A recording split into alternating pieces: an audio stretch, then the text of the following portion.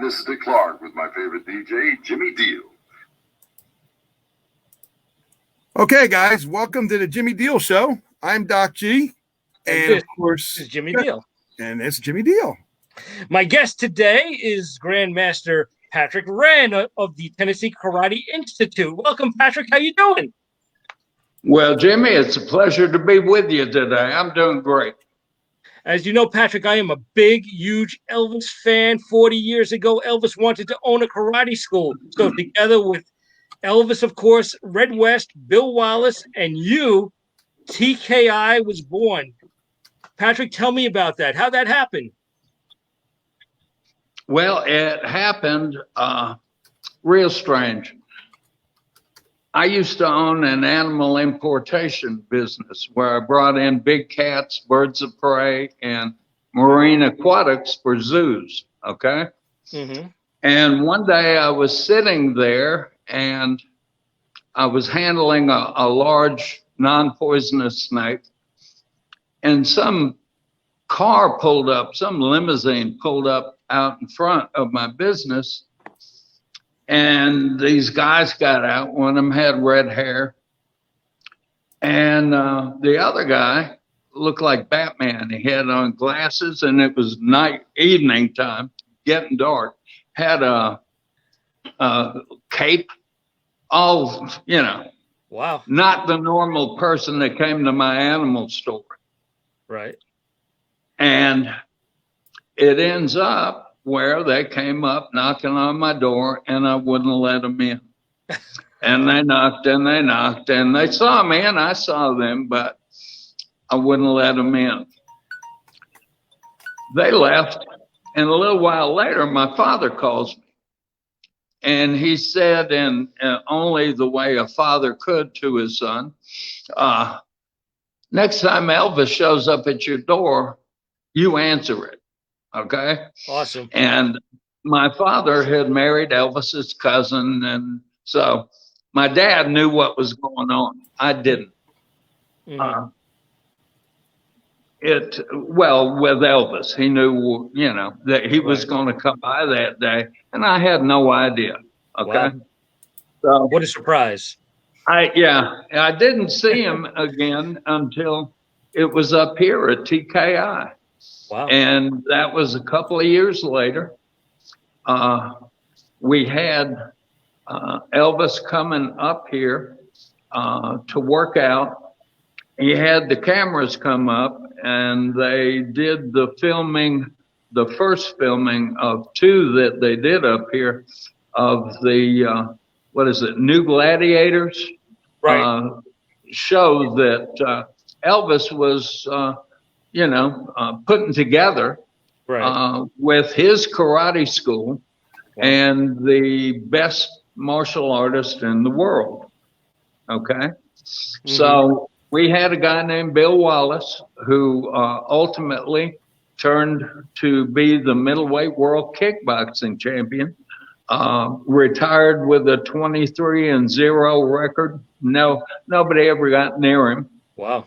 Still out there in his 70s doing seminars and all kinds of stuff like that, where thousands of people get exposed to him every year. Mm-hmm. And it was great fun.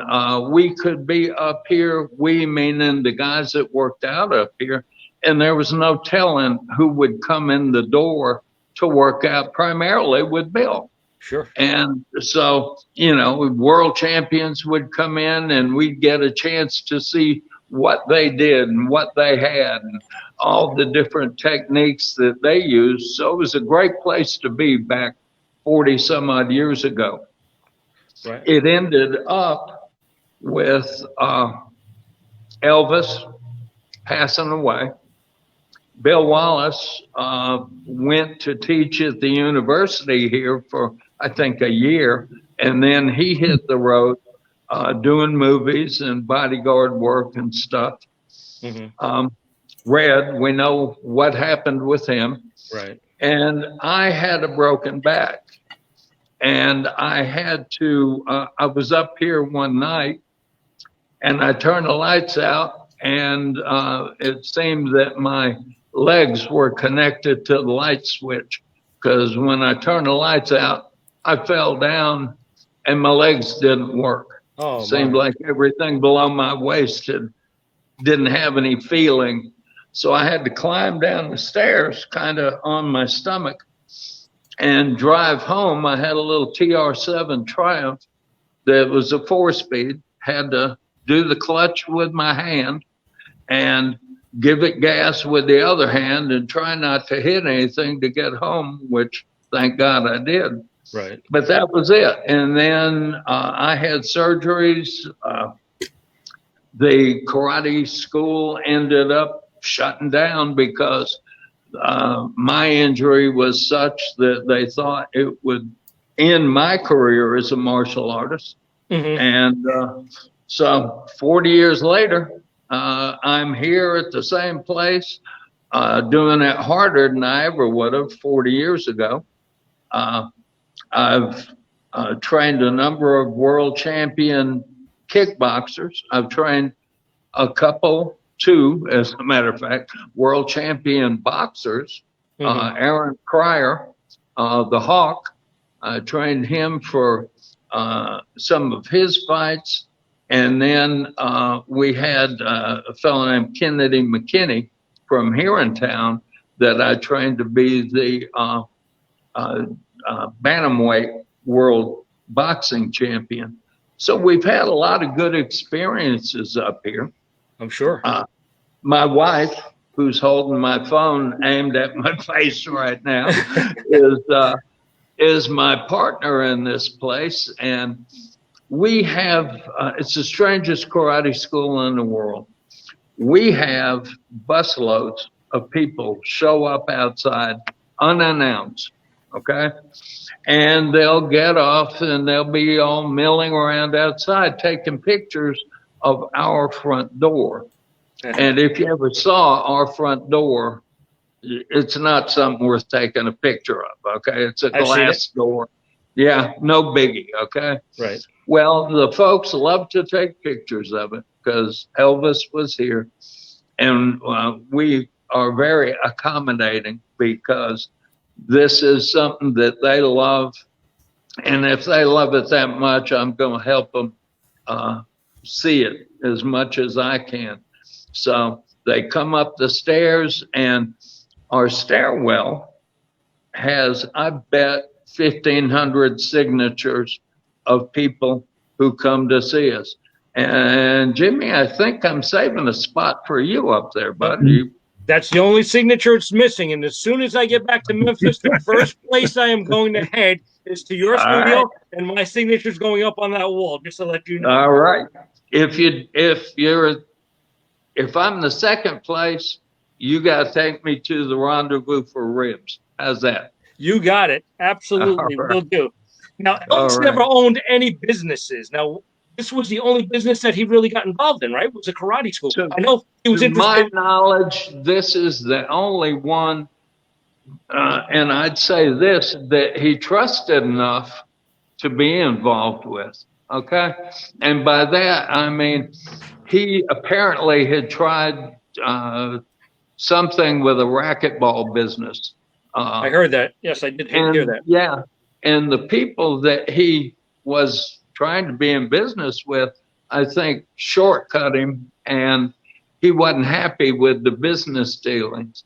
So to my knowledge, TKI was the place that he felt sure of and sure enough of to be a part here. Wow. He loved karate, didn't he? Oh, yeah, he did. And that's one of the things I enjoy telling our visitors about is this place. I say it's the only stage Elvis never left. Right. Okay. He came up here. He had a great time. He felt like he was somebody up here, not an entertainer. You know, he felt that he could come up here and fraternize with the karate people and have him a good time. And, you know, he didn't have to jump through hoops for everybody. he used a lot of those great moves on stage as well. Have you ever seen him in concert and use those karate moves on stage? Oh, yeah. Yep, he did. I had a discussion with a gentleman from England who brought some folks over here, and he had somebody with him that was had some comments about Elvis's karate on stage being less than perfect. And I stuck my nose in it, and Elvis, when he was on stage, he usually had a catwalk that he could walk up and down. It certainly wasn't the size of our floor here in the dojo. Right. And so, when you are strapped for space, and understand this other thing, that man, apparently, from everything I've seen, he was so wanting to put on a good show, right, that he burned up everything he had energy wise to do it. And so, hey, so far as I'm concerned, he got the word out to the world about karate. He was karate before Bruce Lee was. Yeah, that's true. Okay. And prior to him, the only martial artist to use Asian martial arts was James Cagney in, one of Jimmy Cagney's early movies. He was an FBI guy, and he did judo in that movie, and it showed him flipping people and throwing them all around the floor. But prior to him, it was all like John Wayne, put up your dukes and start swinging kind of action. Yeah. Now, you had a front row seat there when Red West and Elvis would go at it, and some of the other bodyguards. That must have been unbelievable. Well, yeah, it was unbelievable. And that's about all I can say. When you're in a situation like that, I'm from Alabama, okay? And I went to college in Virginia, and I couldn't make the link of how all of a sudden I'm in a karate school with Elvis Presley and his people after I saw Elvis Presley when he was on Ed Sullivan, and I was a little kid at camp. Wow. And here, all of a sudden, I'm here, and he's there, and they're doing what they do. And it just was a phenomenally lucky experience on my side. Well, they say that the costumes, or you call them the jumpsuits that he wore on stage, were pretty much fashioned after the Karate Gi, right? Did you ever hear that? Yeah, they were. I go with that. There were a lot of times that pictures were taken of him around town here, and he'd be wearing his Karate Gi and his black belt on his motorcycle. He felt really, I think he felt really secure in doing that, where I wouldn't. I kind of packed my stuff up in my gym bag and head on off myself. But he felt real secure in it, and that's a good thing. People loved him, still do. Yep, not a guy you want to mess with, for sure, Elvis. I mean, not only being a black belt in karate and what he was, but he had a gun in his belt and a gun in his boot and a gun in the back. So not a guy you want to mess with, really.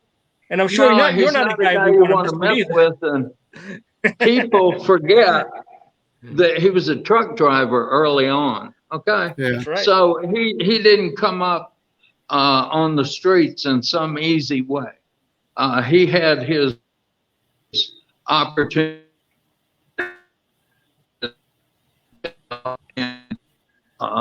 I never heard of one where he was injured or taken advantage of. Right. Wow. Now you have 6 world. Hey, here's what I want you to do. Yeah. This is our dojo at TKI. This area that you're looking at back here where our insignia is on the wall, there are pictures of Elvis and others standing in front of that insignia. So cool. How cool is that? Originally, the insignia was quite a bit smaller, but when I got the place back, I wanted it to really have some punch to it. So an artist named Barry Luca came over here and did that by hand, and now everybody who comes in wants to get their picture made in front of our insignia. That area back there is where all the bags are and all of those things. Over here, we have one of our black belts. We're going to have class in a few minutes, and he is helping this other fella throw some kicks. I believe, what are you working on? Round kicks? Show me. Use the target, son. There you go. Nice. Wow. Yeah. That, his hands up higher than my head would be. I wouldn't particularly want to meet that kid in the wrong situation. Right. Exactly. Exactly. That's interesting. It's really interesting. Very interesting. Well, next time I'm down You there, were you're gonna have to give me a asking lesson. a question. Yeah, Oh, you were asking a question. You have 6 world records. Tell me about And that. yeah, I do. I break boards with my hands, and that's no big deal. Mhm. But I break real wood, okay, not wood that's been treated and soft and easily breakable, okay. Right. And my shortest one I did, and it was put in the Smithsonian Institution Science of Sport exhibit. And I Nice. broke 100 boards, one at a time. Okay. Now, let me preface it by saying this. You see people stack wood with little spacers in between each board. Mm-hmm. And what that does is when you hit the top board, it breaks the one next to it, and the one next to it, and the one next to it. It's a cheat. It's not real. And it certainly doesn't show what I wanted to show, which is how fast my hands are. And so I did 100 boards. Norbs, get me one of the boards, please. I did 100 boards, one at a time. How long do you think it would take me? Pretty quick. I would say seconds, probably. I would say. Okay. It took me 23 seconds. I knew it. Okay. That had me.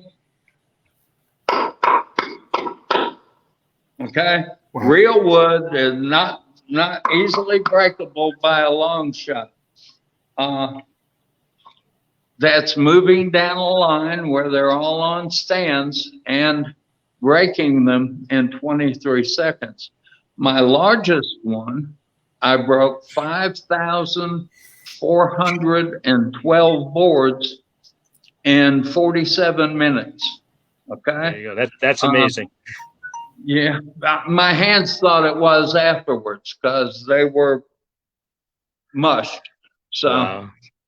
yeah. Now Ripley's, believe it or not, museum has recognized you, right? Yes, sir. And if you'll just follow me right here, where are we? Right there is how it was in the newspapers. Wow. Check that out. You have so much Oh, cool. yeah.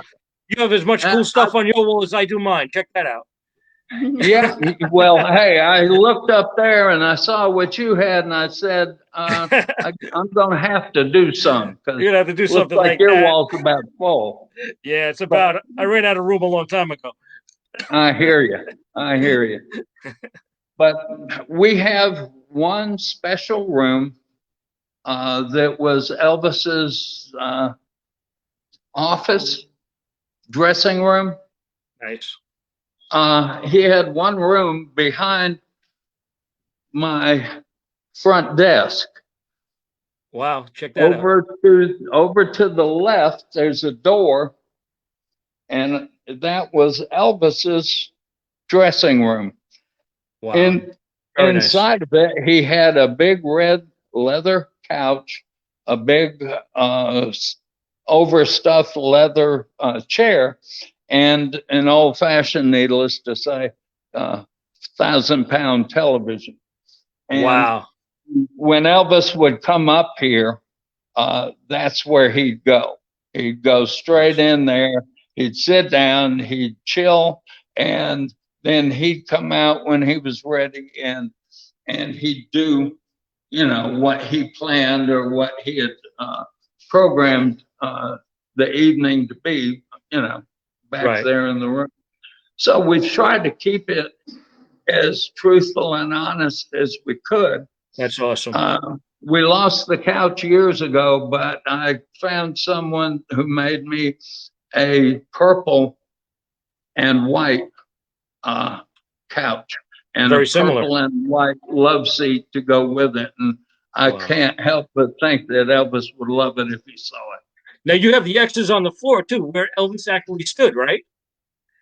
You have Yeah, okay. we do. Let me see if I can show it. Norb, peel our thing back here for the stars. This guy Norbs that I'm talking to is my son Norbert. And nice. Hey, here Norbert. we go. There's a star. Take a good look at that. Wow, Right there he, here. the king of rock and roll stood right there, right on that star, doing a little bit of That's karate. right. And we have 5 of them right here. Oh my Okay. God. How cool is And that? I Really? redid the other parts of the floor, but I'm not going to touch those parts. I'm going to leave that. Okay. The fans love to come up and stand on them and make wishes or have a good thought, say a prayer.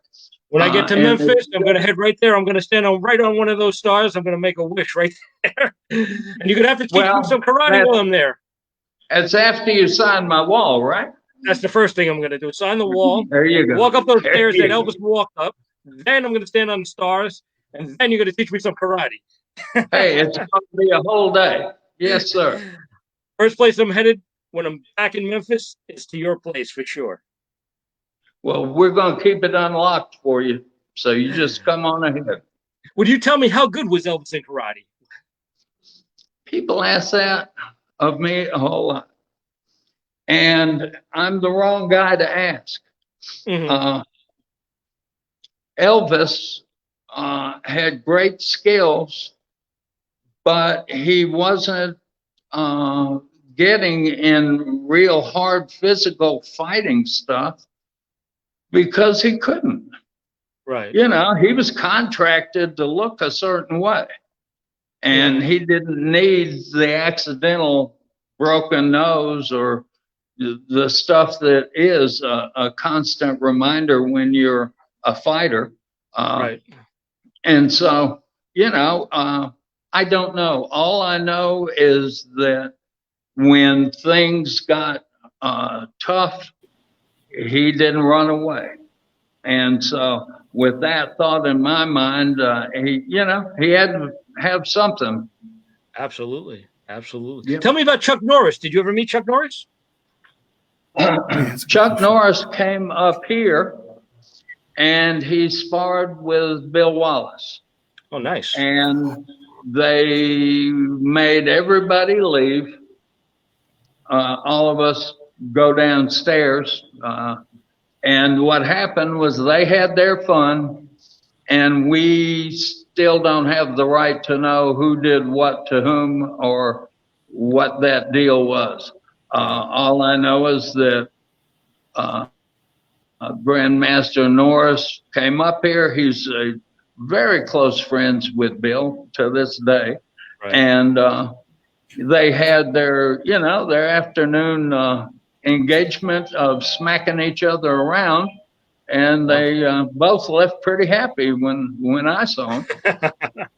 Wow. I had interviewed Chuck Norris a while back, and I'd asked him about Elvis. He said, yeah, he did meet Elvis at one of these karate championship events, and I think he did Uh-huh. a little bit of karate with him, but it was pretty interesting. So many great people worked out there in your place. It was. We had the heavyweight world champion Joe Louis Nice. came up here and trained with Bill, and a fella from up in y'all's part of the country, y'all's. I guess I'm sounding a little southern here. Somebody That's fine. from up in your part of the country, Eddie Andahar, a doctor and Rhodes Scholar, who had a tournament up in Atlantic City Nice. for a number of years. He came down and worked out with us. And yeah, it's a funny thing. Everybody who was anybody wanted to come work out with Bill. And Bill was so good that when somebody worked out with him, they were defeated. And I never thought that was the way I'd want to walk into an upcoming world championship, where I've been training. I got Right. beat up. So, but Wow. that's how it was up here. Wow. Bill had a great time and didn't take any prisoners. Was it fun to hang out with Elvis? Was he a funny guy? I wish I knew. After my experience at the animal store, I wasn't one of the guys that got to hang out at his house. Oh, okay. Okay. It was civil and nice, but at a distance. You know, in the karate class, he'd make some cracks and stuff. And yeah, he was a funny guy. He Wow. he knew how to get people going and get people involved in what he was doing at the time. And he had quite a sense of humor. So looking back at your great career, what are some of your greatest memories of working with these people? Is Elvis one of your greatest memories, or is it someone else? Well, my greatest memories are a little bit different than what most karate people are. I taught a class of brain injured adults. And these were people that had either had a heart problem or a stroke or a car wreck.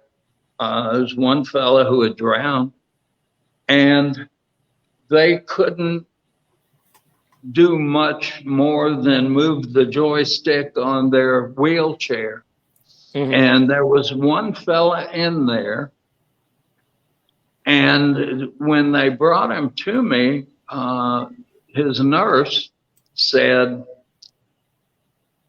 "You don't need this fella." She called him by name. And I said, "Why not?" She said, "Well, he hadn't opened his eyes in the last 6 years, and he probably won't be able wow. to do what you do." And so I told her, "You leave him with me. I'll take care of him." Oh. And she did. And I taught him for 1.5 years. And every time I taught him, I'd bend down and I'd tell him to imagine in his mind's eye what his body was supposed to be doing. And I would use very direct language to express what the movement was supposed to be so that he could imagine it. And that happens for 1.5 years, and the guy doesn't move. No response from him at all. And I figured, you're in there, and one of these days you're going to have your miracle. Wow. I had my class on the outside come over there with me one night, because we were having a blended class with these folks able to have their parents come and see what progress they had made. And so we're all out there having a heck of a time, and everybody's laughing, and we're making jokes about some of them that had been making jokes like that in my class and having a great time. And all of a sudden we're doing high blocks, and that motion ends here, traditional high block. Wow. And so I was calling it out, and all of a sudden, and we were on a basketball court, all of a sudden I hear all this noise up in the bleachers from people, deep breaths and talking, whispering and stuff. And I look down the line, and this guy's sitting there in his wheelchair with his arm up over his head. Wow. Okay? And I thought, man, that guy's miracle came here tonight and happened in his life. And I felt really great about it. But the part that turns out so much better is his parents came up after the class to thank me. And I said, I didn't do anything. You know, he did it. And they said, we're not thanking you for that. We're thanking you because we didn't know he was still in there. It had been all these years since they had been able to communicate with him. And karate let that miracle happen in that guy's life. And I got to see it. Okay? And totally amazing. Yeah. And I've got bunches of them over the years that, you know, it just astounds me. But it's real. And when you do it right, you get to see the beauty of it all. Of course. So you were definitely a miracle for that person, and you were a miracle for many people, I'm sure. Well, thank you. I appreciate you saying that. I'm just an old Yankee. I was born in Springfield, Massachusetts. Can you believe that? How did you wind up in Memphis? How did you wind up in Memphis? My father owned what at the time was the largest resort real estate company in the United States.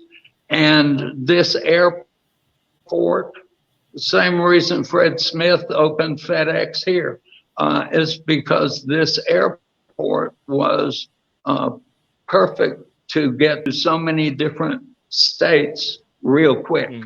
And my father had projects in 19 different states. So he had to, you know, not take too long in the airplane to get where he was going. Right. I heard they want to rename that airport, Memphis Airport, to Elvis Presley Airport, but I haven't heard much about it lately. I hope that does happen in the future. Yeah, that'd be, yeah. They should. They Absolutely. He used to fly out of there all the time. A bunch of other great musicians here in town that they've named highways and bridges and every other kind of thing. And, you know, so far as Elvis was concerned, sure, he deserves the airport. It was a big deal to him. Sure. The night that they opened the 2 airplanes out at Graceland, the night they opened that exhibit, they asked me to come out there and to perform. And I did 2 things that night. One of them, I got 4 or 5 boards, and my buddy doused them down real good with fire starter, like you'd use in your yeah. Got a good buddy. Nonetheless, he doused it down like the end of the world was coming, and I hit the boards, and they exploded into fire. And you know, I blame all of this being going on him, but nonetheless, we did that night, and then I got to get him back because I do a sword exhibition where I put some small piece of fruit on his stomach and a white seedless grape on his mouth. And I'll go 8, 10, 12 feet away and have the blindfold, yeah, lost the word there for a second. Have the blindfold put on where it truly covers my head and there's no peeking out from under or any of that. Then I'll take my sword and blindfolded, I'll have him make a noise and I'll walk up, cut the one on his belly and then sidestep it and cut the grape down into his mouth. Wow. With my sword. Wow. Wow. That's amazing. And yeah, that's what he says. You know, a lot of times, you know, my idea is I should be the one wearing the masquerade, the blindfold. Yeah.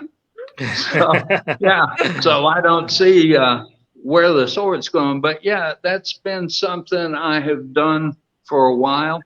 I was invited to do it on the David Letterman show, but after they saw what it was that I did, they told me, no, I couldn't do it because they were afraid that somebody at home would get to thinking, oh, you know, this is easy. I can do it too, and hurt somebody. And Right. so, you know, I've done it those few times. I did it on WWE wrestling with Nice. Jerry Lawler one time. Oh, wow. But aside from that, that is pretty much the extent of my time in the spotlight. So, Now- Patrick, let me ask you a question real quick. In doing that, is there a certain way you have to feel how far to go down? Because there's, or is it just like a technique you have?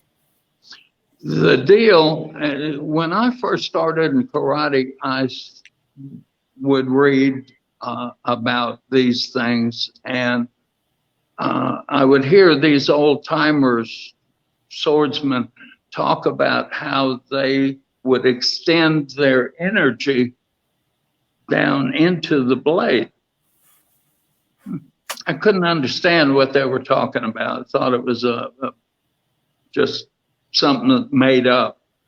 As the years went by, now I've been in 54 years as a black belt. Okay. Wow. And this is all I've done. This is not something I do on the side while I'm selling cars or something. This is something that I've done my very best to understand and then to help people understand that they can work through their problems in life using some of these same techniques. So I got to a point where I was wanting to control the sword. And it ends up where I would get a raw egg and I'd put a hair on the egg and I could feel the blade when it touched the hair. Okay? That's worthy of some wows. Come on, guys. I'm already well. I'm listening. I'm in amazement. I'm in amazement. How do you feel a little hair? It's like a monkey. That's something I would be real hard pressed to explain to you. But the thing about it is you can. You can feel what the blade is doing. Wow. And I can. And the first person I cut the grape into the mouth of was my son. Oh, wow. So, and I had spent thousands of bucks getting his teeth straightened. And I wasn't going to jump out there and bash his teeth out with a sword. So I paid real close attention. I swung the sword millions of times by now. Wow. And it becomes something you can feel. I would walk out my backyard and I'd pick a certain leaf out of a bunch, and I'd pick where I wanted the sword to touch it and make it touch that spot to cut it. And then you do that repetitively and you understand the feel of it. You can get that deeply involved with it, that, yeah, I can feel the difference. And so it has been a big fun thing. I started breaking boards because I wanted the Guinness Book of Records to put my sword demonstration in the Guinness Book of Records. Right. Well, there's another deal that I got denied on because of it's too dangerous. Oh, wow. Okay, that's fine. But everybody seemed to be very interested with my ability to break things with my bare hands. And so that's, what I've gone after ever since. That's fantastic, really. Wow, you're not a guy you want to mess with, that's for sure. Especially with the sword. Yeah. If you see me walking down the street with a sword, you're already in trouble. Oh, absolutely. Tell me, how far is the Karate Institute from Graceland? Oh, Lord. I bet 13 to 15 miles. This place was nowhere near close, but right next to us was a movie theater that he liked to go to. What was the name of that theater? Down and let him run his movie. Across the street from here was the furniture company where he bought the furniture in the Jungle Room. Oh, wow.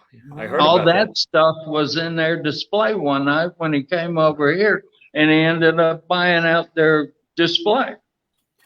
Okay. Was that the Memphian Theater? Is that the one that was by you, or no? No, this would have been the Crosstown. Oh, the Crosstown. Okay. I don't think I've been to that one. That's the section of town we're in. It's really funny. Sears, when I was a kid, was a big deal. You'd get that big, thick catalog every year, and they had some of everything in it. They had their catalog service for the Eastern Coast is like 1 block away from where I'm standing right now. And it was a 3 million square foot building under roof. Okay. And it had in the front an Art Deco design building, really beautiful. But in the back, it was just nothing but 14 or 15 stories of catalog service. Right. Someone came in here a few years ago and put $250 million in that building. And now that building has a hospital in it. It's got a high school in it. It's got a TV station, radio station, grocery stores, 500 apartments. It's a complete little town in that one area. And that's when I saw that, that's why I wanted back here, because that told me Crosstown's coming back to life. And if Crosstown's going to be alive, TKI's got to be in the middle of it. And absolutely. I absolutely love Memphis. All those places. I visited all the places that Elvis once visited or worked. And the only place I haven't been is your place. That's where I'm headed next. Okay. I'll save you a spot, and I'll save you one. I'll go down tonight and kind of frame in an area where your signature will be just out there, and all the fans can come and pay homage. Absolutely. Save a nice big spot for me on that wall. I'm definitely going to. I'll do it, buddy. I promise. If people go to Graceland, how do they get there? Any special way that they can get to you if they visit Graceland? It's real easy for the people that go to Graceland. Let me say one other thing about travelers to Memphis. We are TKI. This is a karate school, and I've turned part of it into a museum, but I'm not here to charge people. Okay, that's not what I do. So if people want to come see us, come on and see us. If we're open, you can come on in. I'll sit and talk to you all day long. Amazing. Wow. One of the things that we're so proud of is that now with the cost of things in certain areas of town being through the roof, a lot of people can't afford it anymore. Yes. And they don't understand the expense of it till they get here. And then they got their kids, and Lord have mercy, it has seemed to be a bit of a problem over the past few years. So when it was offered, oh, Patrick, go ahead and charge X amount for these buses, and no, I'm not going to do it.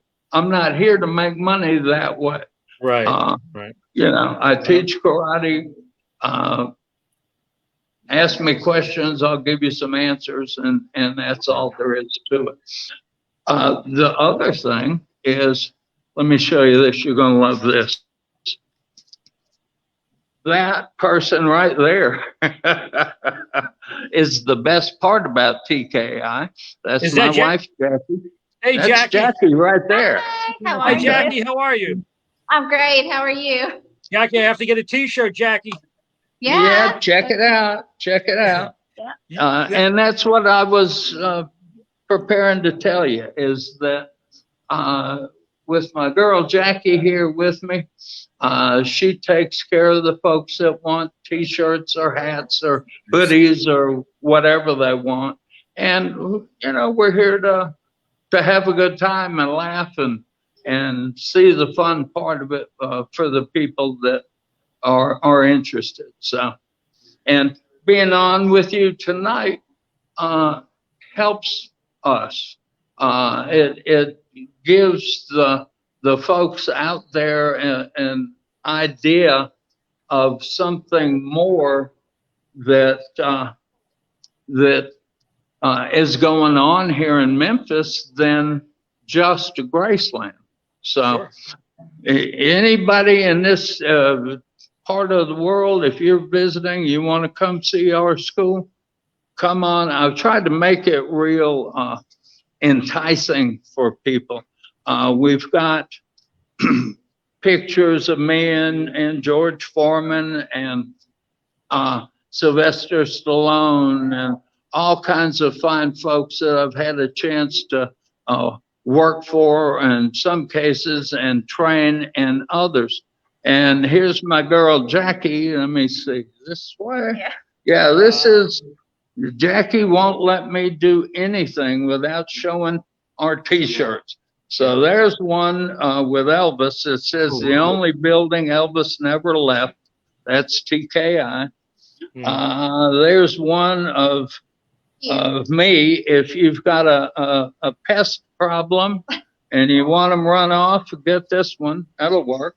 Then we got another one of just an arty type drawing of Elvis's face, but they all say Tennessee Karate Institute on the front of them, and I'm real proud of them. My girl Jackie did all the putting together and the artwork for them. We're just having a great time doing it. Now, people can go to your website and get them, right? They don't have to come to Memphis. So No. website. You can go to the website. www.tennesseekarateInstitute.net. You gotta see her to understand her. There you Did go. you get that, Doc? Hello. I'm trying to. www.tennesseekarateInstitute.net is the website, and you go to a little shop button, and you can get it there. Yeah, and you can also go through there on our website and you can see Pictures. what our class is about. You can see historic pictures and different things that we've talked about tonight. And, you know, we've tried to cover it all as best we could, but it was like I was telling you earlier when you asked what I felt like from the experience. It's too big for me. I can just sit back and look at it, you know. I never imagined it would be this way. I never imagined that with going to be a poet when I was in college, and next thing, I'm a 10th degree black belt. And it just is a blessing, number one, and something I'm just very proud that I could take a part of. It's amazing. You brought back history for us. You brought back Elvis for us. How cool is that? There you go. You got that right, my friend. Tell Jackie I'm going to need one of each. I'm proud to have done so. Tell Jackie I'm going to need one of each. Tell Jackie I'm going to need one of each of those T-shirts. So save the. We'll hook you up.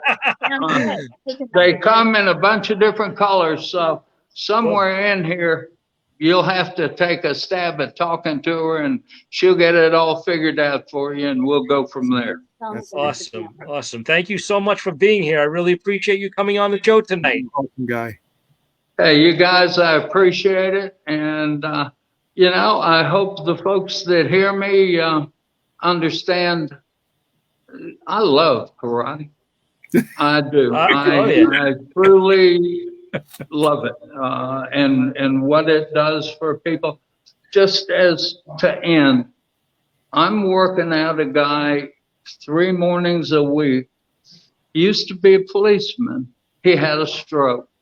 He couldn't move his right leg, right arm, couldn't do anything. And he came. I got in touch with him and I said, "Hey, dude, come see me. I can help you because I've had a stroke." And so he came up, and of course he was wounded. The stroke had just torn him up. So I told him that I'll get you back where you can use your hands and leg and all the rest of it. This is 2 months ago. Now he can hit. He spent 30 minutes today hitting my speed bag with both hands because I'm not going to let him off easy. Okay. Wow. I make him get down on the floor to do sit-ups, and this, I know it's so hard for him to get down and get up, but I don't care. His wellness is on the other end of him getting up off the floor. Wow. So That's a good way of looking at it. That's a good way of looking at it. I think we lost him. Oh boy. That's Hey a there, good Patrick. I think we lost him. How great was that interview? Oh my God. It was amazing. I'm right here. You are? Okay, cool. You're back. I can see you. Okay. Awesome. I'm here. Hey, go on and tell him how great the interview was. I need those positive strokes, man. Absolutely. Hey, you know what? You mentioned Jerry Lawler. Do you ever see him? I know he lives in Memphis. He has a place on Beale Street. I haven't seen him in a pretty good while. You know, he's got bigger fish to fry than you know, the way it used to be. He used to have a TV show down here, and every year a karate tournament, and it's a charity tournament for the kids hospital. And so every year he'd let me come on and advertise it, and we'd talk and joke and mess around, and then after we had the tournament, I'd include him when we were giving the check to the hospital and stuff like that, because you know, he's a pretty good guy. Oh, that's great. Yeah, I ran into his place when I was walking down Beale Street one time when I was in town. I was like, what a nice little place he has there. Yeah. He's got 3 or 4 of them here in Memphis, at least. Does he? We okay. see. Yeah. Jerry Lawler. He's going to be all over the place. Yeah. Yeah. I mean, so many people came out of Memphis besides Elvis. You had B.B. King, you had Jerry Lawler, so many great people there.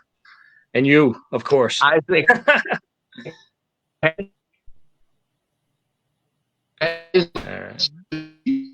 think we're losing the feed. The Wi-Fi, yeah. I think The Wi-Fi. He might be moving around too. That's what it is, yeah. Are you still there, Patrick? Can we hear you? Can you hear us? Patrick, I think we're going to have to let you go. My friend. We're losing your feed. Yeah, I think we're losing you, Patrick. Thank you so much for being on the show. I really appreciate it, and I will be in touch with you and Jackie. Hey. You were a pleasure, my friend. Thanks again, Patrick. I appreciate it. You were a pleasure. Thank you. Okay. Beautiful place. What a fun interview. Oh, he was. Let me tell you something, Jimmy. That was great because I really got to hear about how the sword actually, when you get so sensitive, you can actually feel through the sword. That really I was in amazement. Really. Wow. So let's talk about your career a little bit. My career, WPLJ. Everybody knows me from 95.5 PLJ, Scott and Todd Show, The Rocky Allen Show, Archer and Rusty, Gary Bryan. What else? Robin Leach. Robin Leach. I worked with Lifestyles of the Rich and the Famous. I was Robin Leach's assistant for about 7 months before I went to PLJ, and I used to go to get go to his lawyers, his doctors, and all types of stuff, his personal stuff. That's what I used to do for him. Then he would often come up to PLJ when I was on there, and we'd hang out, and he'd come on the show, and we remained friends for many, many years after that. And we just lost him a couple of years ago. Yeah, he died. When did he die? Like 2000? I think about 2 years ago. Yeah. 2 years ago. I missed him. He was a great guy, and I would often stay in touch with him. And when I was in, very often I go out to Las Vegas, and I'd see him out there. He lived out there, and he would do promotions in a lot of the casinos out there. And then after PLJ, what else? I produced the RuPaul show at WKTU in the morning with my buddy Joey B. Then from there, I went to New Country Y107, and I changed my name to Cousin Vinny. You've been everywhere. 5 years at New Country Y107. What a great time I had there playing that country music. Love country music. Me too. And then I worked down the Jersey Shore at K98.5, another country station. Shout out to my friends down there. Oh, really? Oh, cool. And B103 out on Long Island. Such a good time in radio. I mean, but most people remember me from either New Country Y107 because it was New York, New Jersey, Connecticut, Long Island, and from PLJ, of course, same deal. It was New York, New Jersey, Connecticut, Long Island, all over the place. It's always been the same areas, right? Yep, pretty much. I stayed. You never moved out of the area to do other stations? Well, you know what? The very first station I actually worked at was WNNJ. The furthest I went was up Route 80 or to Newton, New Jersey, almost to the Poconos, not quite. Mm-hmm. I did Sunday mornings there, and it was an oldie station. And I'd be playing all types of oldies and stuff. I did that for about 6 months, and then I moved to WSUS up in Franklin, New Jersey, and I had a great time there. I worked for Frank Garrity. He was my program director. Nice. And worked 5 years for Frank, and I had such a great time at WSUS. And it was no picnic driving from Brooklyn to Franklin, New Jersey, though. It was about 2 hours away, and I'd be on 2 hours. Ugh. Oh, at least I was lucky if it was 2 hours. Sometimes it was longer. Yeah, I was lucky if it was 2 hours. Especially in the snow and the rain, and forget about it. And if anybody knows northern New Jersey, if you live up in northern New Jersey, you know that's the North Pole up there when winter time rolls around.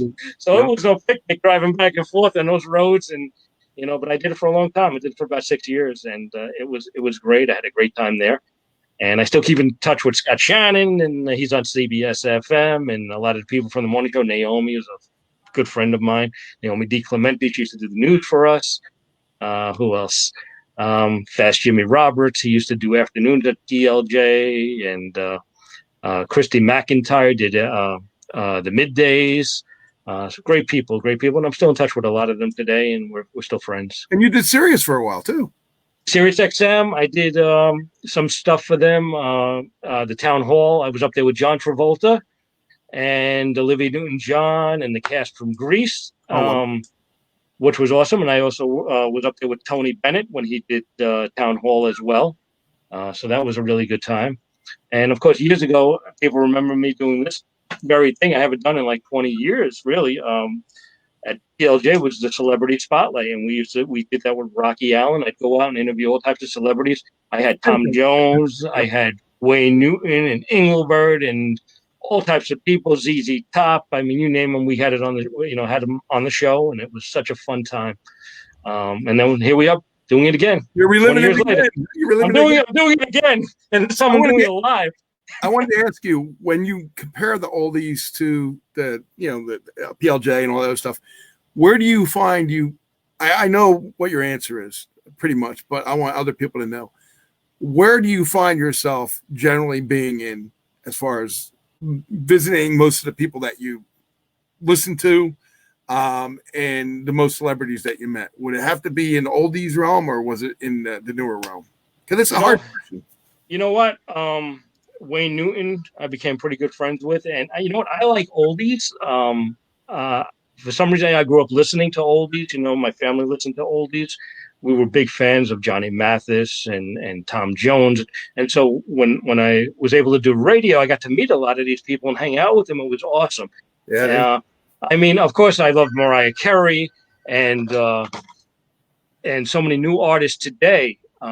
But I have to say, probably the oldies is where it's at for me, and also country. I love country, really. I've met a lot of the country people, Brooks and Dunn, so many people. I mean, God, just about everybody in country. Miranda Lambert, so much. Willie Nelson, Johnny Cash. Johnny Cash, I met 5 times. I was one of the only few people in probably the United States that interviewed Johnny Cash about the Million Dollar Quartet, which is where Elvis and Jerry Lee Lewis and Carl Perkins, they all got together and did a jam session at Sun Records in Memphis. And I was probably one of the only DJs. There might be a few others out there that actually interviewed him about that very thing. And I have that on tape, which is pretty awesome. And we used to air that on, George Klein used to air it on Elvis Radio, Sirius XM. And I've done a lot of stuff with George Klein, Elvis's best buddy. Yeah. Yeah. Oh man, you got so much you can tap into. You've got oldies, you got the country, you got people that from every different walk of life, and you've got. I mean, dude, you got it all. What you need is right at your fingerprints. Thank you, man. Well, thanks to Hamilton Radio and these wonderful people there at Hamilton Radio. It's such an honor to work with them. We're trying. I like I said, this Roku channel is beating me up a little bit, but we'll get a hold of it. I'll get it up. It's more than you think, because it's behind the scenes technical issues on top of just dealing with trying to get it up and done. But we'll get it done. Right. But thanks for having me on here. It's been a fun time, and I'm glad to be a part of the Hamilton Radio family. It's always a pleasure, man. And I just want to give a shout out to my friend Maureen Angelica Lynch, who was watching us earlier. She kept commenting. I don't know if you saw them, but she was watching the show. She really loved it and she enjoyed it. I just got off the phone with her a little bit. She's a psychic medium. She's also a great person and a wonderful paranormal investigator. I was watching the interview today with you. I was with her that you had on today, or was that another? That was with my friend Denise Marie. She's a. Oh, okay. That's the other thing, right? Who knew she knew Gene Simmons? I didn't know. Wow. Look at the people. I go like, okay, well, I didn't know that. That's also so cool. Amazing. It is cool. Yeah. Very, very cool. So what about you, Doc? Where did you work? You worked in radio too. I mean, you worked a lot of stations in New Jersey. Yeah, I worked in WHWH, WPST. That's how I met Andre Gardner. Oh, cool. My friend Bill Singer, as I told you, Bill Singer and Alan. I think Alan Singer. It was Alan Singer Broadcasting. My friend Bill Singer worked at PST. I did overnight there for a while. I did some news. I did some rewrites. And then just moved on. But, overnight wasn't easy. No, it was of course not. One of the, nobody around. Everybody's gone. You're the only one at the station. What do you do? Please, I did overnights for a long time in SUS. I'd go on the air I drive up there after working pretty much all day, and then drive up Right. 7 o'clock at night to get on the air by 11. And by 3 o'clock in the morning, I'd had my head down on the board. I was drinking Coca-Cola and Yep. Dr. Pepper, and Anything to get up going, keep going. Yeah. but you know what? I'd do it again in a second if I had to. It was a lot look of back fun. on it. It It was was a fun. lot It of was fun. fun. Taking the phone calls, and Jimmy, Oh, that's my the God. correct way to you. Taking the phone calls from people that were, working late at night, and they Oh my God. anybody The to best. talk to. Yep. The What- best. When I went Kids- outside the realm of playing music for them, I felt like I was like their king, their god, Uh-huh. and it's a great feeling. I mean, you're making somebody feel good for what they're doing, and they're working for whatever they're doing, riding the train tracks, whatever they're doing. Right. There was a lot of entertainers I know that would be coming home from the Poconos. They would Mhm. perform in the Poconos, and they'd be listening to me on the way home. They'd call me, and the kids were amazing. The kids would stay up all night listening to me. A lot of kids, they'd call me all night, play this, play that, say my name on the radio. So much fun, really. I wouldn't trade those memories for a second, really. No, and then that's it. you know. They're all memories, but we're making new ones. Every Absolutely. new ones. Absolutely. We're here for another day or another whatever it is. Right. But yeah, there's a lot of stuff going on. So what's going on in your town right now? You're in New York. What's going on? There's a lot of COVID. Not much with the COVID. I have usually I'm in Atlantic City a couple of times a month. I usually go down, see some of the shows, get to hang out with some of the performers down there. Mhm. I've gone nowhere. And the last time I think I went to a show was last December. I went to see Leanne Rimes do a Christmas show in Atlantic City, and I was hanging out backstage with her. And that was a great time. And that was about it. And then COVID hit, and I haven't done anything since. So it's been a weird year for me, really. And there's not much really going on here. It's been quiet, Oh, I So met just, the manager of Leanne Rhines. Oh, did you really? Yeah, he actually came to my he's a minister now.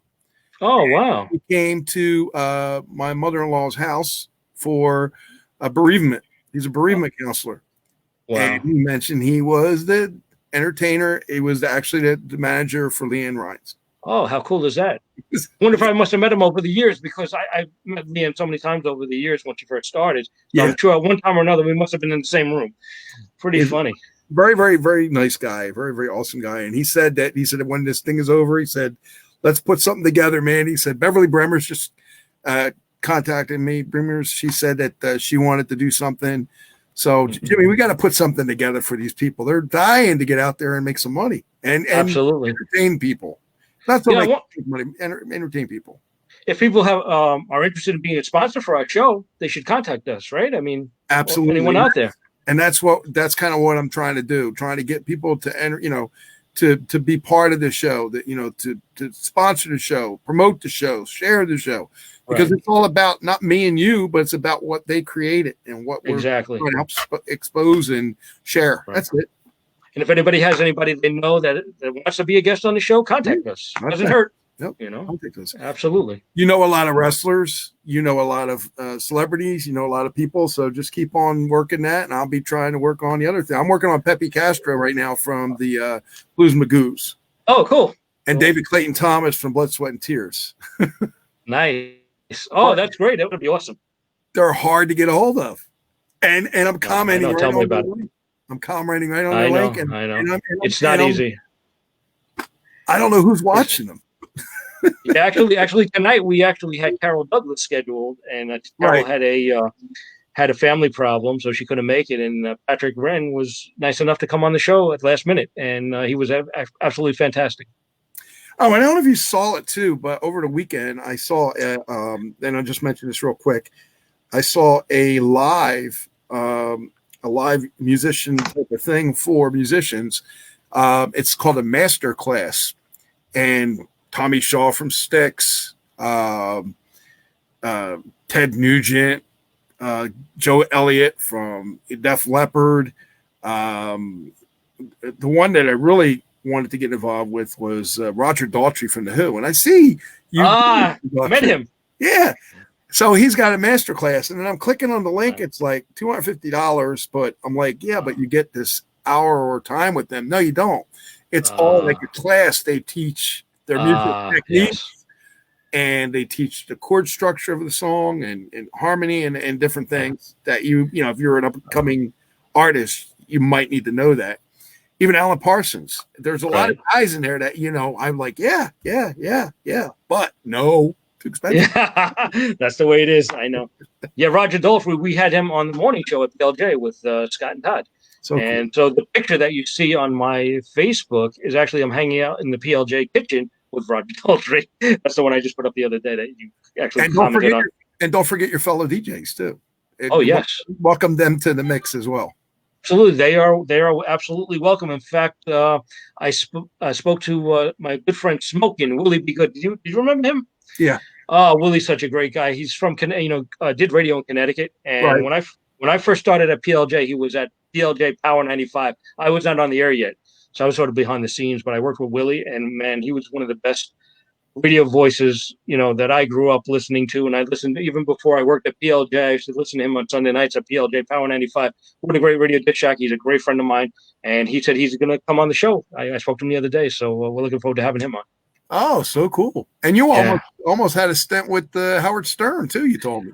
I did. You know what? When I first started radio, I was working for Robin Leach, and I just about got into PLJ, and I was doing I was working in research at PLJ for Jim Kressler.